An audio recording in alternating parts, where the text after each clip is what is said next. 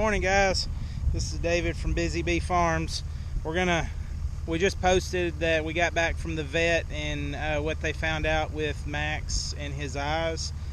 So we're gonna walk down and give him his medicine until, well, this is the steroid to treat conjunctivitis, and this is what we're doing until they can get the other medicine in. I just thought I'd show you some of these wildflowers that we planted for the honeybees, and there's a lot of butterflies and stuff that are on these, but you can see these bright yellow ones. The white topped ones, I think those are just like a wild type of weed, but this one just came out. And that's not a honeybee, that's a, yeah, there's a butterfly. That's a sweat bee. But these just come out, and I've only got a couple of these, and I'm not sure what they're called, but they're pretty for the bees. And I planted these for our wild honeybees, and you can see this was just a strip of wildflowers that we put on there. And some of them kind of look like a cone flower, and now that I'm looking, I see another one of those that's the bright red in the center, which I think are really pretty flowers. And they kind of look like these that haven't bloomed yet, so it'll be interesting to see what else comes out in here. But I just wanted to take a second while I was waiting on Laura to get down here with me with the medicine, so that y'all could see that. And we're gonna walk past our mobile chicken tractor. This is what we raised our meat birds in. Right now we have our baby Isa Browns. Hello, girls. Hello, girls. They get in there and they can get out of the sun into the shade. You can see one that's coming out there. They're very friendly. They love for us to pick them up and hold them and pet them and just spend time with them. The Isa Browns are a very social breed. They're a good winter egg layer.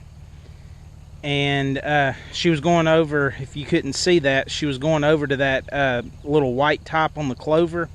There's a honeybee on it, and she was looking at it. She was going to peck it, but she didn't, which I'm glad of.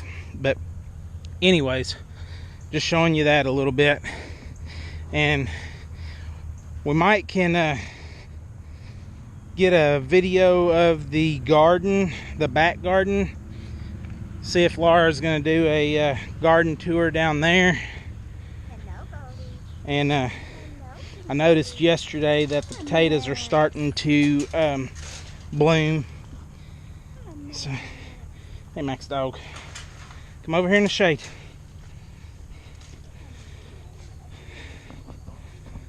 All right, come here, Max dog.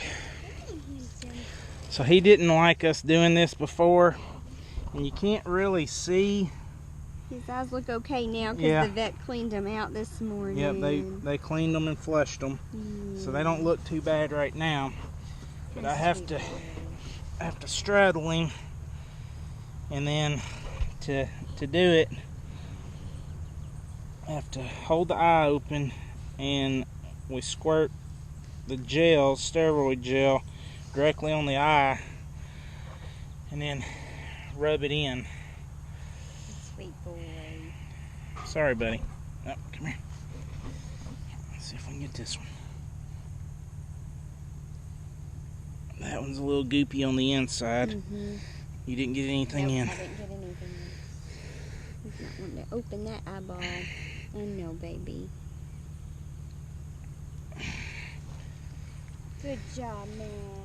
So, the way that they test for the dry eye is they have to pull his eyelid open, and they put a like a little paper there. Little paper, like, to really test, and they how many tears they read the percentage of tears that his eye's producing, and she said it should be 20 per minute, and his left eye was only producing 5 tears per minute, and his right eye was not producing any. So that was how they confirmed that he has. It should be about 20. Right. Per minute. It should be 20 per minute, but he had 5 in the left eye and none in the right, and that's how they confirmed it.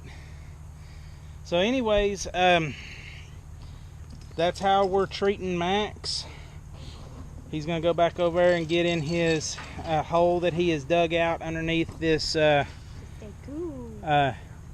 This was a little hay shed thing that when I was working for Mr. Tim at D&T Construction, it was at a house that we were tearing down, and we were going to tear it down and put it in a dumpster. And I told him, I said, Mr. Tim, I'll take that to the house and I can use that for something. I was thinking of making it into like a hay feeder for the goats, because it was kind of like a feeder before, but we ended up making it like a 3-sided little place for Max to be able to get in. I put the sides and the back on it so that it would cut the wind off of him, and the wind wouldn't just blow through in the wintertime. But it's turned into a pretty good little place. You can see his food bowl over in the corner. And then that down there is the hay feeder that Matthew and I made to feed the goats with. You have to look back at a previous pictures to see how we built it. But it was off of a design that we found from Lumna Acres. He was making one for his goats, which he's up in New Hampshire. And he's one of the channels that we watch. But quackers are still over there in the corner. They don't want to stay down here, so they got put back in their pen. We did try to let them out for a few days, but they kept coming back to the house. So if they can't stay down here where they're supposed to be, then they get put up, kind of like why Max is on the runner.